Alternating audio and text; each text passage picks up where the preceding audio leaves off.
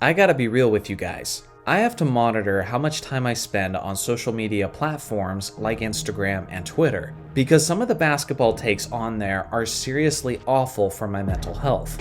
The amount of disrespect thrown around to various different generations of basketball is truly astonishing.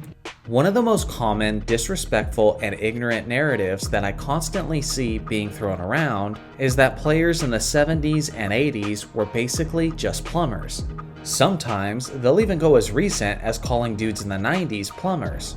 The idea is that guys like Magic Johnson and Michael Jordan took advantage of a bunch of unathletic, skinny-looking players.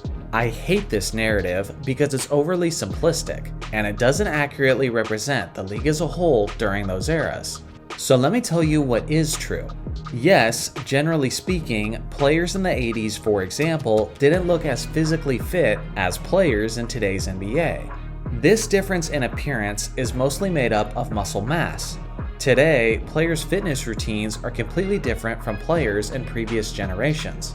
Modern players have their own physical trainers. They have advanced fitness routines and training methods and better technology. Today, the average player is 6 foot 7 inches tall and weighs 216 pounds. 40 years ago, the average NBA player was also 6 foot 7 inches tall, but they weighed significantly less at only 205 pounds. I believe the majority of that 11-pound difference is made up of muscle mass. The thing is, although players didn't have as much muscle mass and definition, there were still players all over the league who had tremendous speed and roughly 40-inch vertical leaps. The problem with the differences in build is how people automatically equate this to a lack of athleticism.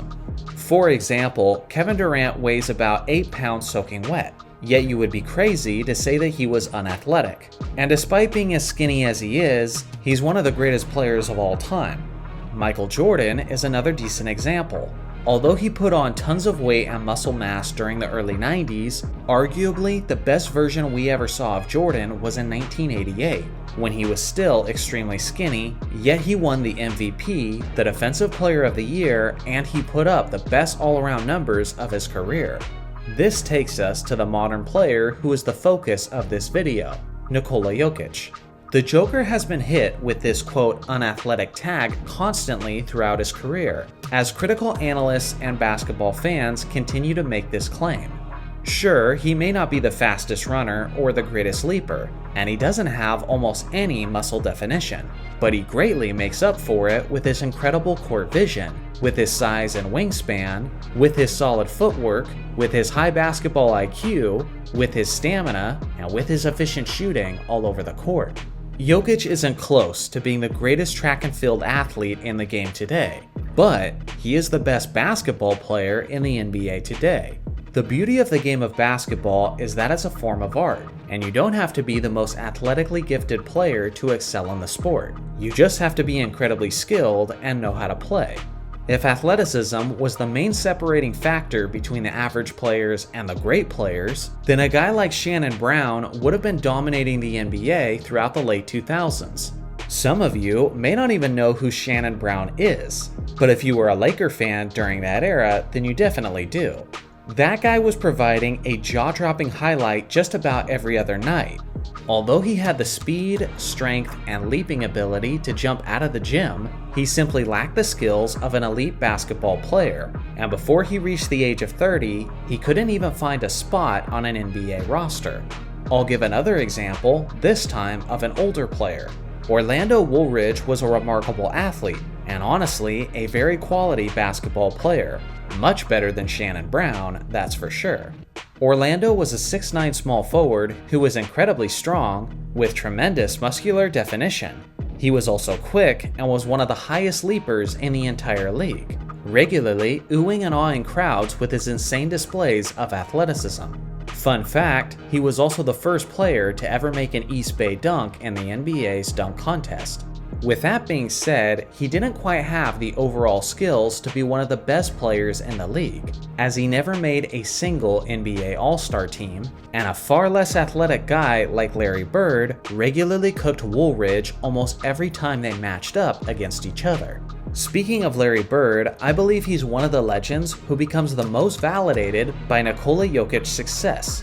Jokić is only 2 inches taller than Bird, but both guys had elite court vision. Both guys were elite rebounders, both guys were fantastic shooters, and both guys were fundamentally sound. Like Jokić, Bird certainly had the size to compete in any era. But from the day he was drafted into the league, Bird was constantly making a fool out of anyone who doubted his basketball abilities. He could handle the basketball, he could misdirect the opponent, he could hit a shot from seemingly anywhere on the court, and he facilitated as if he had eyes in the back of his head. Due to his timeless skills, if Larry Bird played in the league today, I believe he would dominate the Eastern Conference just like he dominated the East in the 1980s. If Nikola Jokić can do it, then so could Larry Bird. Nikola Jokić is a living, breathing example of stereotypical athleticism being extremely overrated in the minds of the basketball community. If I still haven't got my point across, then consider some of the recent events in NBA history. In 2016, a player who struggles to dunk a basketball became the first unanimous MVP in NBA history. In 2017, a player who was only 5 foot 9 inches tall averaged nearly 30 points per game. In 2018, Kevin Durant won his second straight Finals MVP award, and he was the guy at the draft combine who couldn't even do a single rep of the minimum weight bench press. And over the last 3 years, a player nearly won 3 straight MVPs while looking like he spends more time in his pantry than in the gym.